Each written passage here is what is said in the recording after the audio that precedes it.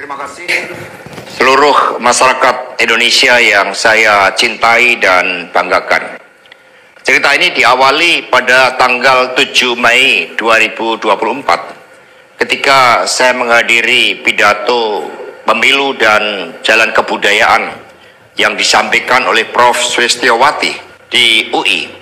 Di situ saya bertemu dengan Bapak Novel Baswedan, Pak Rocky Gerung, dan tokoh-tokoh civil society lainnya.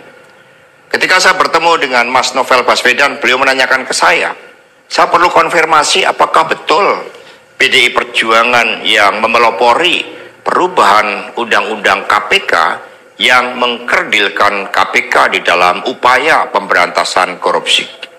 Saya katakan dengan tegas kepada Mas Novel Baswedan saat itu, inilah kalau ada hal-hal yang buruk oleh Presiden Jokowi selalu dilimpahkan kepada PD Perjuangan dan juga Ibu Megawati Soekarno Putri. Tetapi ketika ada hal-hal yang positif selalu diambil oleh Presiden Jokowi tanpa menyisakan benefit bagi kepentingan PDI Perjuangan. Mengapa saya katakan seperti itu? Revisi Undang-Undang KPK termasuk kabar buruk yang disampaikan bahwa itu adalah ulah PDI Perjuangan.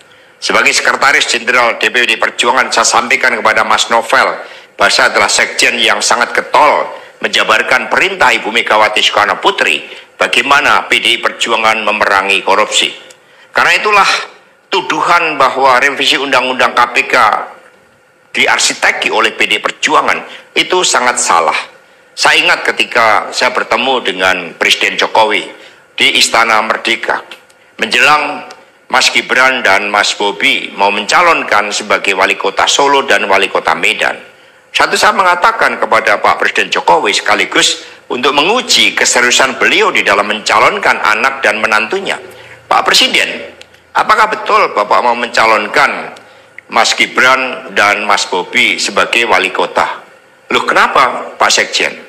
Karena ketika Mas Gibran dan Mas Bobi sebagai wali kota, maka otomatis dia menjadi pejabat negara.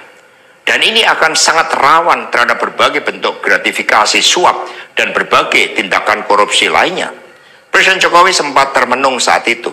Dan kemudian dari situlah saya merasakan bahwa pertanyaan saya ini sangat mengusik perhatian dari beliau. Karena saya tegaskan bahwa ketika Mas Gibran dan Mas Bobi menjadi wali kota, maka dengan mudah akan terkena operasi tangkap tangan dari KPK dan juga aparat penegak hukum yang lain. Maksud saya bertanya kepada Presiden Jokowi adalah untuk mengingatkan bahwa beliau sudah presiden. Buat apa kemudian anak-anaknya harus menjadi wali kota, dan itu mengandung suatu risiko-risiko politik mengingat presiden juga berhadapan dengan begitu banyak pihak-pihak yang selalu mencoba berhadapan dengan Bapak Presiden. Tetapi beberapa saat kemudian saya menerima salah seorang menteri dan beliau mengatakan kepada saya bahwa sudah mendapatkan arahan dari Presiden Jokowi untuk melakukan revisi Undang-Undang KPK. Saat itu dijelaskan berbagai pasal-pasal penting, misalnya bahwa pimpinan KPK tidak otomatis bertindak sebagai penyidik. Kemudian ada beberapa pasal-pasal yang tidak memungkinkan bagi penyidik independen untuk bergabung ke KPK. Berbagai revisi-revisi itu, karena ini adalah perintah dari Presiden, maka ya saya sarankan untuk bertemu dengan seluruh jajaran fraksi di DPR RI dan coba menggalang atas perintah dari Presiden. Nah, saat itu Pak Menteri yang menjadi kepercayaan dari Pak Jokowi ini menyampaikan bahwa kira-kira akan diperlukan dana sebesar 3 juta US dollar untuk menggolkan revisi Undang-Undang KPK. Dan mengapa berjalan mulus? Karena Presiden Jokowi punya kepentingan untuk melindungi Mas Gibran dan Mas Bobi. Maka sejarah mencatat bahwa revisi Undang-Undang KPK ini dilaksanakan sebelum pelaksanaan pilkada serentak di mana Mas Gibran dan Mas Bobi berproses menjadi wali kota. Maka ketika terpilih menjadi wali kota, amanlah dari berbagai persoalan hukum karena KPK sudah dilemahkan.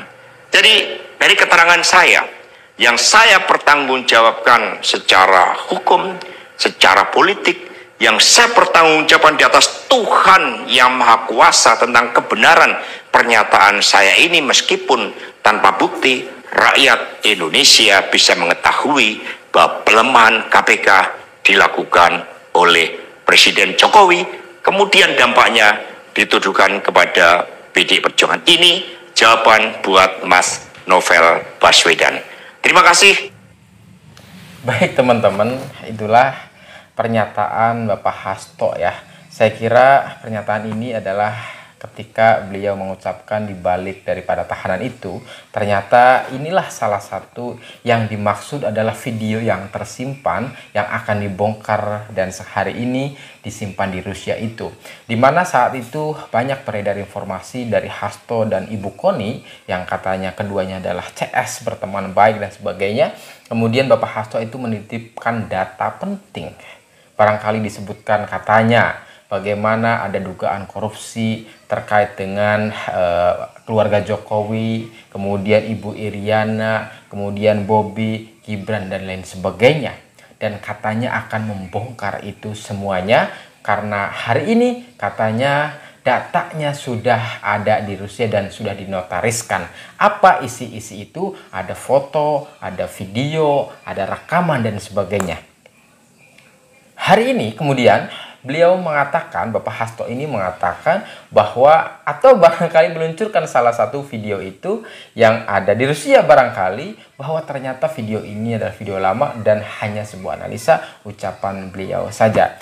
Kenapa saya bilang hanya analisa dan ucapan beliau saja? Justru kita ini masyarakat bangsa negara Indonesia ini sudah dewasa, siapapun boleh menganalisa, siapapun boleh berpendapat. Selama ucapan kita, analisa kita berdasar. Artinya ketika beliau mengatakan ada bukti akan membongkar dan sebagainya, ada foto, video, rekaman dan sebagainya yang ada di Rusia disimpan itu, kemudian akan bisa membuktikan dan menyeret nama keluarga Jokowi. Di awal saya bilang bagus, bongkar-bongkaran di antara pejabat itu bagus. Karena akhirnya kemudian masyarakat mengetahui secara komprehensif, oh ternyata ada permainan begitu, begini, dan sebagainya. Tetapi justru ada jawaban di dalam video atau analisa daripada Hasto Kristianto dalam video ini. Apa bahasanya? Walaupun katanya saya tidak punya bukti, tapi harus saya katakan ini. Dan sudah saya katakan kepada Bapak Novel Baswedan saat itu ketemu di UI dan sebagainya. Nah, pertama yang harus saya katakan bahwa ternyata Bapak Hasto yang di awal menggebu-gebu ingin membongkar dan menyeret nama-nama keluarga Jokowi yang sebenarnya kita menunggu itu, dan kita sudah senang menunggu bongkar-membongkar itu supaya pejabat yang salah harus dihukum, yang tidak ya tidak, kira-kira begitu. Tapi justru ternyata hanya omon-omon, yang keluar hanya analisa kata-kata yang tidak berdasar saja. Kemudian bahasa yang kedua di dalam video tersebut adalah walaupun saya tidak punya bukti. Coba teman-teman, coba kita berpikir lebih dingin bahwa sekian banyak ucapan dia dari A sampai Z tadi ya kita dengarkan semuanya, tetapi bahasanya yang harus digarisbawahi itu, walaupun saya tidak punya bukti, tapi harus saya mengatakan dan kemudian saya sampaikan kepada Bapak Novel Baswedan itu. Coba itu pertanyaan teman-teman. Jadi artinya adalah segala ucapan analisanya itu adalah tanpa bukti. Ini yang kemudian menjawab persoalan tadi, pertanyaan di awal, bahwa ternyata data-data yang ada di Rusia itu yang tersimpan dan dinotariskan oleh Ibu Koni dan sebagainya itu hanya omong-omong belaka, kan begitu. Justru kita sebagai masyarakat sudah terdidik secara dewasa bahwa ketika kemudian ada sesuatu yang salah juga kita harus mengatakan salah. Ketika ada sesuatu yang benar juga kita bisa mengatakan itu benar. Termasuk para politikus. Siapa politikus yang kemudian mempermainkan rakyatnya? Politikus yang kemudian mengubar kebencian dan sebagainya. Kita paham.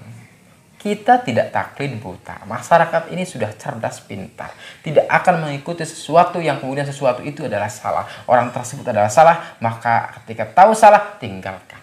Salah satunya kemarin dilarang oleh Ibu Soekarno Putri mengikuti acara retret di Magelang, walaupun bahasanya adalah ditunda dan sebagainya, tetapi ternyata ada 4 di awal. Walaupun hari ini sudah datang komplit ya. Ada dari Bandar Lampung, ada Ibu Paramita dari Brebes, ya enggak? Dan lain sebagainya ada.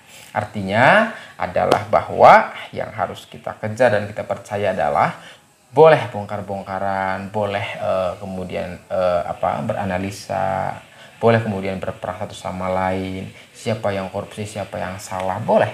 Kemudian kita malah bagus buat kita lebih banyak menonton dan teredukasi, ya enggak, menjadi pembelajaran buat kita semua. Oh, ternyata si A itu benar, si B itu benar, kira-kira begitu.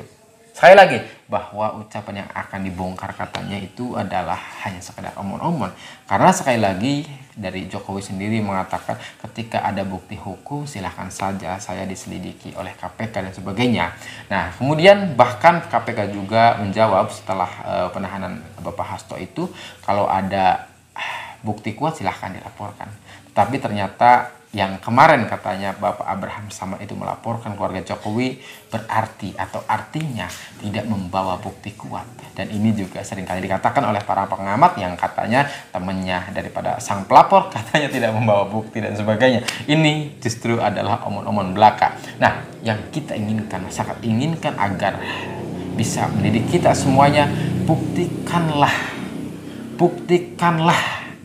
kata-kata kalian, ucapan kalian, ya, jangan sekadar omong-omong belaka. Kalau memang terlibat, buktikanlah, tunjukkanlah buktinya, dan kemudian laporkanlah kepada pihak yang berwajib agar kemudian kita masyarakat Indonesia menjadi tahu dan terang benderang, ya teman-teman.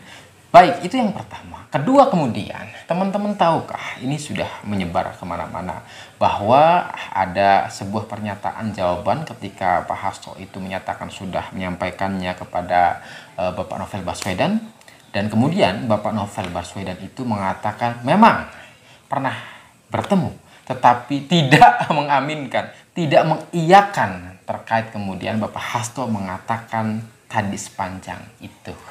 Teman-teman pasti melihat di dalam media yang sudah tersebar sebuah klarifikasi daripada Bapak Novel Baswedan, ya. Artinya juga bahwa pernyataannya itu hanya omong-omong belaka.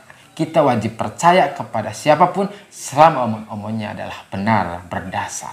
Tetapi kita juga wajib membantah, menolak ucapannya kalau seorang itu ucapannya tidak benar dan tidak berdasar. Terima kasih.